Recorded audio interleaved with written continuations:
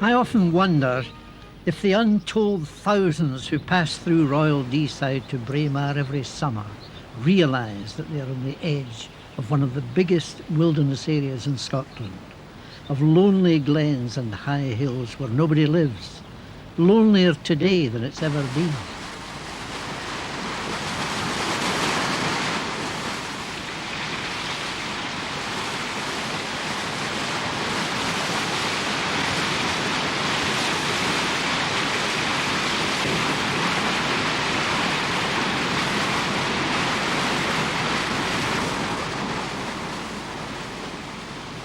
Well, I'm in Glen Coich in the Braes of Mar, some of the highest country in Scotland, and I'm at the Earl of Mar's Punch Bowl.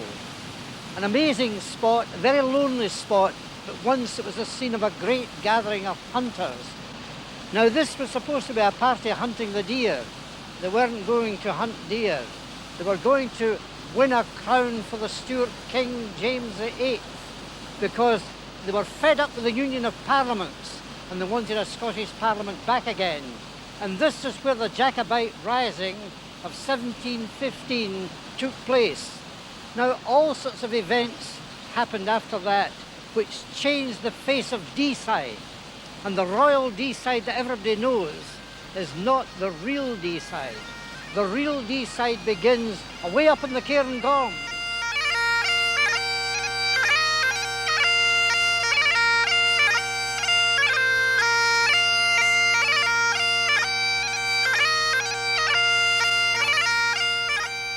This is the real Deeside. High green flats along the haughs of the river and its tributaries.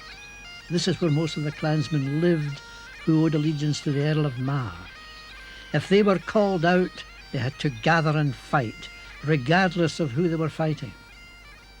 We have records of two Mar men, John Simon and John Stewart, who were told to report tomorrow or we'll visit to burn your corn and drive away your cattle.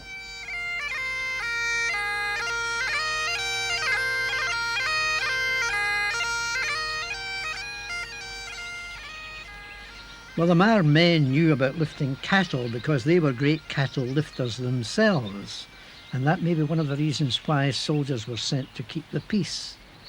This place, known as the Dubrach, is remembered because of the murder of a soldier following the failure of the Second Jacobite Rising. The man who was murdered, Sergeant Davis, was apparently very popular with the locals, and then one day he went missing.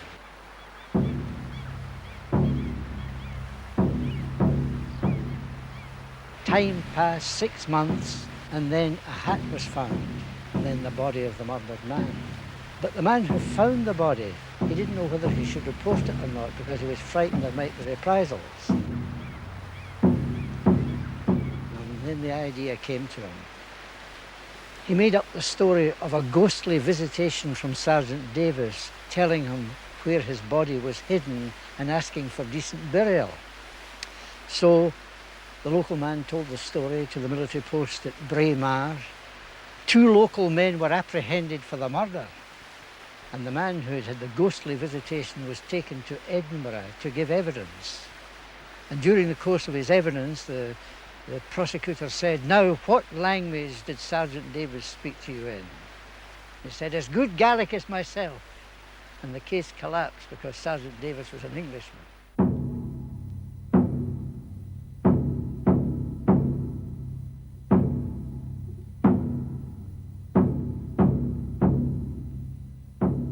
Only the greenery won from the heather and the rickle of ruins dotting them tell of these not-so-ancient times, of the men who tilled small plots of land near the limit of cultivation, who drove the hills on deer hunts, speared the salmon in the river, and turned out to fight if called upon.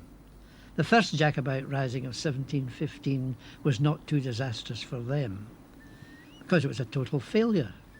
It was different after Culloden, when the redcoats arrived to extract retribution. estates were forfeited and the clan system was broken.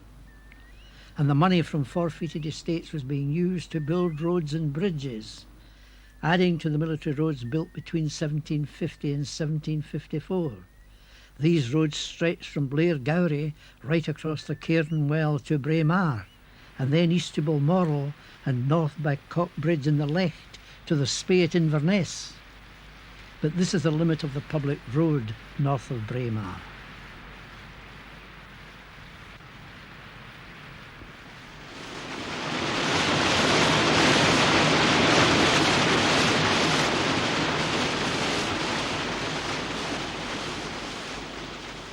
This is the Linn of Dee, a fierce waterfall and a favourite beauty spot with a car park nearby so that tourists can take a walk.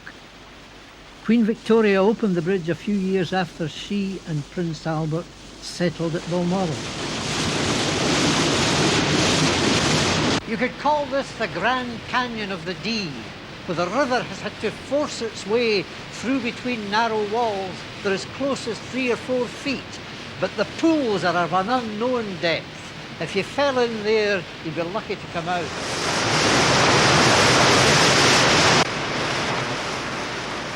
The poet Byron, when he was a boy, fell in here and was very nearly drowned.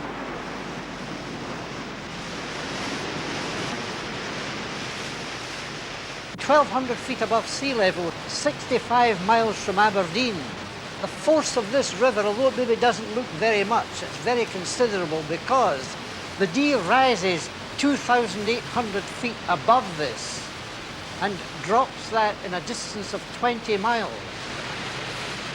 This is where the Dee changes its character. On the other side, it becomes Royal Deeside. It starts to broaden out.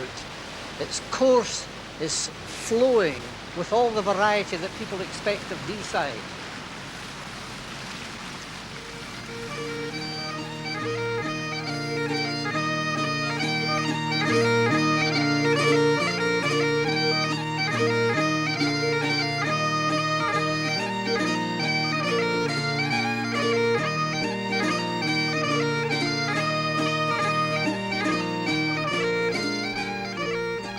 The Dee has room to expand now as it reaches down to the woods, which since the days of Malcolm Canmore 900 years ago have been a hunting ground of Scottish kings.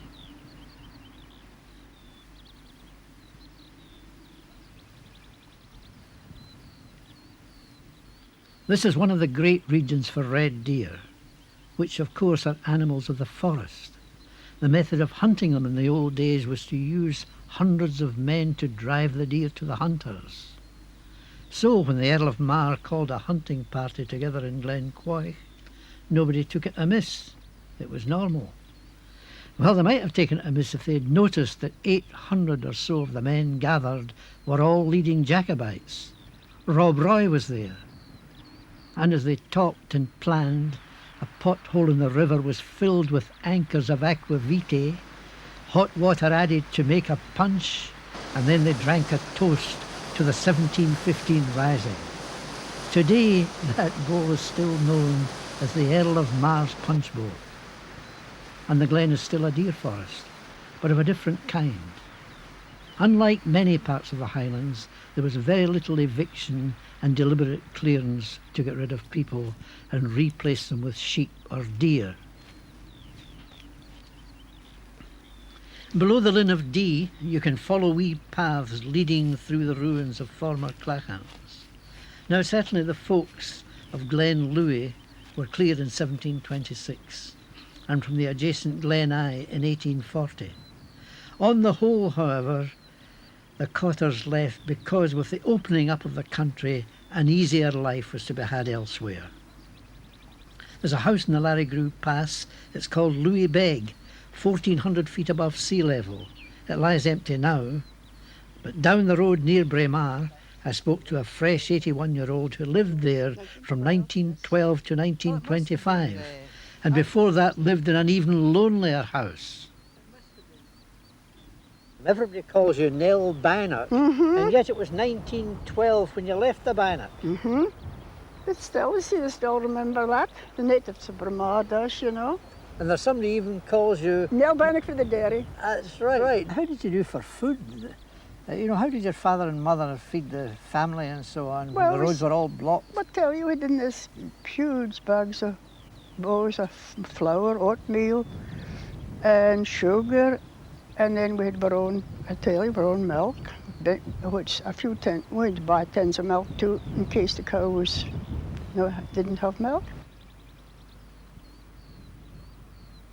But that bothered Louis big. My mother washed, that was her wash house, and she baked in there. We baked scones and oat cakes, and she roasted up the cakes in front of the low fire. You see the oat cakes? That's how it was done. You once told me that how green the Bannock was compared to how dark the dairy was. As you go, I've been through Glentilt, as you go down Glentilt, all the hills are green there, even Benaglow. And yet, when you were staying up at the Louis, I know you climbed Ben McDooey no fewer than 22 times. Yes, I did. How did that come about? Well, people, I wasn't a professional guide, but people stay in the hotel that they would drive up and say, I wonder if we should like to go to Ben McDooey. I said, well, I'll take him. I'll tell you, once I was on top of Ben McDooey, and it was just getting on lovely at the cairn, but down came the mist as thick you couldn't see a hair of your finger. There was only one right away to Ben McDooey, and that was up Corretskin, up the Stranraer. I never lost none of them, all took them home safely. No mountain rescue. Of course, I was always told never to go in if I saw a mist, just steer clear of it, which is a very good idea. See, nowadays some of them don't know about mists, it can be very dangerous. And do you feel that something sad has passed with the abandonment of all these glens? Oh, definitely. Of course, the people coming, it's been brought up in the town, well, you couldn't expect them to go up to Louis Vega or the Bannock and live, Same with me, if I went to the town, I would be down the chute, proper. But you still walk at 81? Yes. People said to me in the village, did you walk? Well, I said, what could I do? There's nobody come to take me down. That Ben McDooey stood you in good stead. Oh, well, I couldn't tackle Ben McDooey now anyway. I just have to sit at the bottom and look up.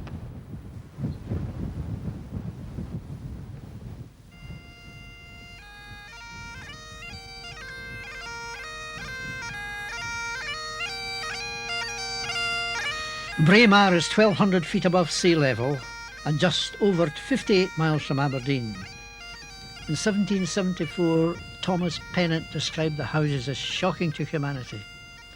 Houses of loose stones with clawed roofs looking like molehills.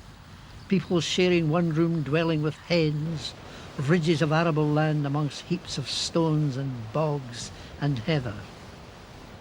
Well, it's a bright place, popular with tourists today, but when the Jacobite men of Mar came down here to raise the standard for King James VIII, it would be very much as Thomas Pennant described it. On the bright blue standard, streamers carried the mottos, "No Union, for our king and oppressed country, for our lives and liberties." The monument, in fact, is down opposite the Invercalled Arms, which commemorates where the standard was raised. And when it was raised, its ornamental gold top fell off, and superstitious clansmen are said to have felt a sense of foreboding. And with good reason, because their only battle was fought on the 13th of November at Sheriff Muir near Stirling, when Argyll for German Geordie with 4,000 seasoned troops forced the Jacobite army to retreat. The 1745 rising was much more successful. They never lost a battle until Culloden, despite a Highland army of only 6,000. I love the story of the oldest rebel. This is the old cemetery of Braemar, and I was told it contained a very interesting tombstone near the mausoleum. This must be it. To Peter Grant. Now, Peter Grant was the oldest survivor of Culloden, aged 107. And it happened that George IV paid the first visit to Scotland by a reigning monarch for 150 years. And he was told the story of this man, an amazing story, because this Jacobite was captured. He had been planked in Carlisle jail, probably to be executed, and that the man climbed the castle walls in the dark and walked home to Deeside. There he married a girl of 16, had 6 of a family, and at the age of 107, he was told that the king had granted him a pension for life as the oldest subject, £52 a year. And the king said, pay it immediately in case he doesn't live long enough to get it. Well, he lived for 3 years, died at the age of 110, and his oldest friend played the bagpipes at the funeral. And the tune he played, the man was aged 90. Wha wouldna fecht for Charlie's right? There were 300 mourners, and I believe the whisky flowed like water.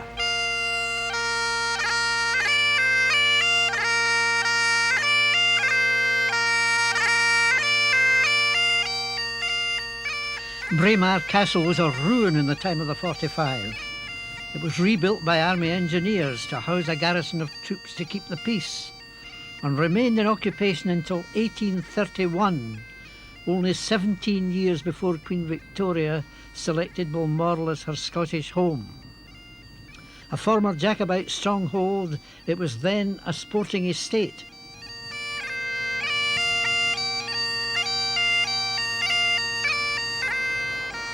I followed the windings of the Dee until I found the man I was looking for. Colin McIntosh, who used to be a deer stalker, but in semi-retirement acts as a fishing gilly at Invercald. Oh, hello, Tom. Hi. How are you? Fine. How are you? How's the fishing? Fine. Oh, it's no good at all. No. Water's too low, you see. There's been no snow this winter in the Cairngorms or the high hills, but the result is it's only the wells and the springs that are keeping it up, keeping it at this level. So the weather's too good. Oh, it's too good for the fishermen, but nice for the tourist. Yeah. Well, I'll tell you what I wanted to talk to you about. Oh, yes. The Wheelwrights Friendly Society. Oh, yes, hi, certainly. Your father was the president of the later society, I know. Yes, among many others, yes. Aye, Aye. tell me how that came about. Well, it was a time of hardship way back in the early 1800s. And this wheelwrights were the men who made the wheels for the carts. And they formed a society to provide for the widows, orphans, old people and that. And the main staple diet at the time, of course, was oatmeal, And if the people didn't get a good harvest, they literally starved. And that friendly society used to send horsemen with the various parts to buy oatmeal as cheap as they could get it, so that they could supply it to their own members of the society, just to keep them going. And then it changed to something else after Queen Victoria's time. Well, in the 1830s, they had a meeting and they decided that they would reconstitute it as the Braemar Highland Society. And they all had to wear their kilt and assemble one day to have their annual sport, and one day in the year. And that was when it happened in the 1830s.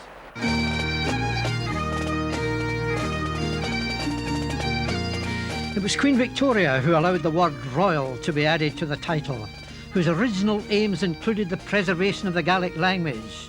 But alas, there are no native speakers of the Deeside Gaelic left in Braemar today.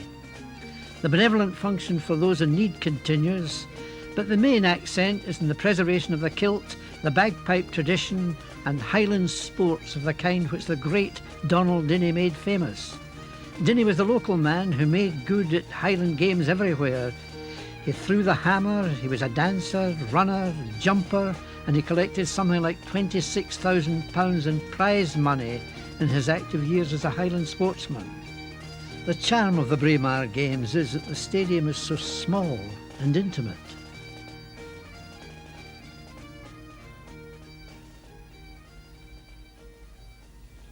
Sermons and stones. I was thinking of the departed, of the people who had lived here and been forced to leave in 1726, and of those who came later and tried to resettle, only to be defeated by the impossible conditions. So they gave up, and the glen lay deserted again after 1840. Britain ruled the waves, the French wars were over, the Highlands had been pacified, but there was a new use for this land: sport. Mar Estate extended over 250,000 acres, and these were utopian years. Ending in 1912, the very year when Nell's father moved from the Bannock to Glenlouis. But there was plenty of signs that the money had run out by the time I first walked these glens in the 1930s. Estates had been broken up. There is more emphasis now on making them pay their way by multi-purpose use through farming, forestry and sport. Mar Lodge, completed in 1898, is now a hotel owned by a Swiss consortium. Robbie Mitchell explained how this much smaller estate on the north side of the Dee is run. We've planted upwards of 1,000 acres over the last 14 years, and those 1,000 acres, I would say, are split into blocks of roughly 30, 40 acres, so that they're not preventing the deer's access to the lower grazings. Practically everything on the estate revolves around the sporting aspect of it.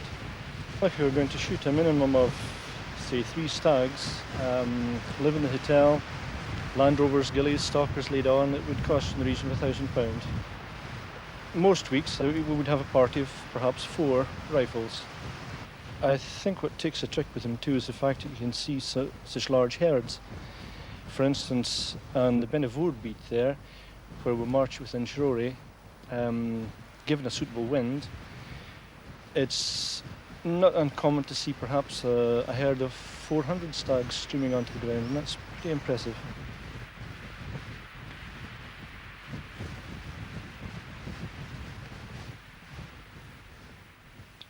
These antlers in the wall of the ballroom at Mar Lodge testify to thousands of hours deer stalking on the braes of Mar in a period when the sight of a human intruder was rare. But things are different today, with so many climbers and walkers out in the hills. So how do the estates cope? Well, Robbie Mitchell says we don't do too badly. Some you win, some you lose. We respect the right of climbers to their sport, and we hope they respect ours. It's a pretty sound philosophy. It's true democracy when each considers the other's right.